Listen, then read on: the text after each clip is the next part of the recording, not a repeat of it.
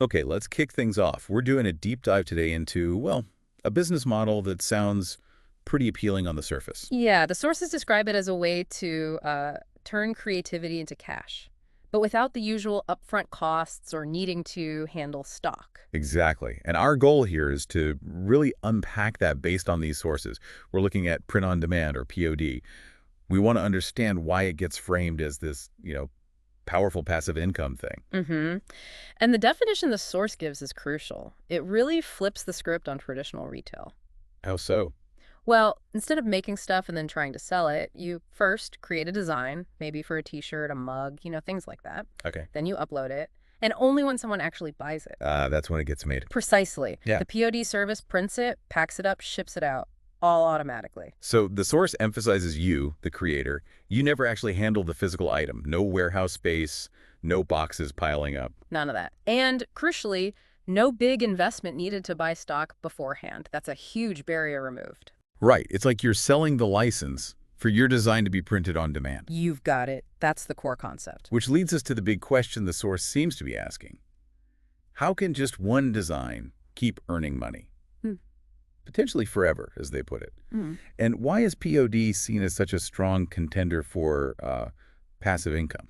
Well, that passive part really hinges on the automation, like you mentioned. Once your design is up there, Your digital file. yeah, your digital asset, once it's live on a platform, orders can come in anytime from anywhere. The system handles it. So you do the creative work once. And potentially get paid many times without manually processing each sale or shipping anything yourself. That initial effort gets leveraged. That leverage idea is powerful. Okay, so what are the main advantages the source really drills down on? The key benefits. There are a few big ones. First, obviously, that zero upfront investment we talked about. Dope. Second, this work once, earn forever potential, from a single design. Right. Third, no hassle with shipping, packing, inventory. The platform handles it all. Which is huge. Definitely.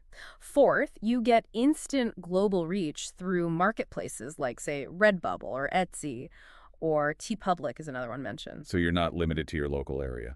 Not at all. And fifth, the sales process is automated, runs 24/7, even while you sleep. Wow.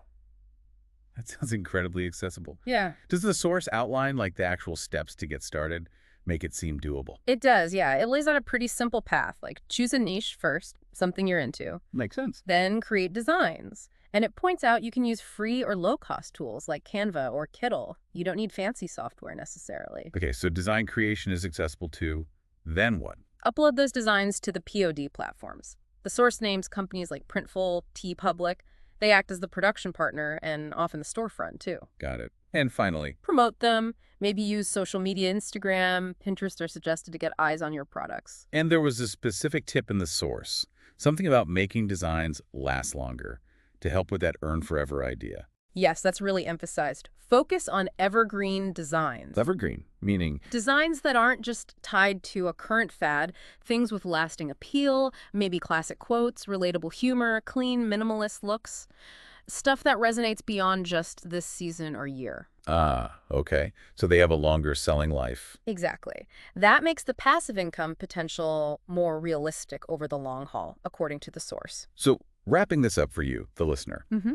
the picture painted here isn't some magic bullet, but it's presented as this low-risk, high-leverage way in. Mm-hmm. The source suggests pretty much anyone with an idea and internet access could potentially start this, Yeah. turning your creativity into a digital asset, An asset that, yeah, thanks to this automated system, could generate income passively over time. which leaves us with a final thought, something the source kind of hints at in its conclusion. Yeah, it's an interesting one to ponder. If you really can design something once, and then technology allows it to be sold almost infinitely without your direct involvement each time. What does that shift actually mean for how we value creativity itself? Is the value locked in that first brilliant idea, or is it more about the system that lets it scale? Something for you to think about.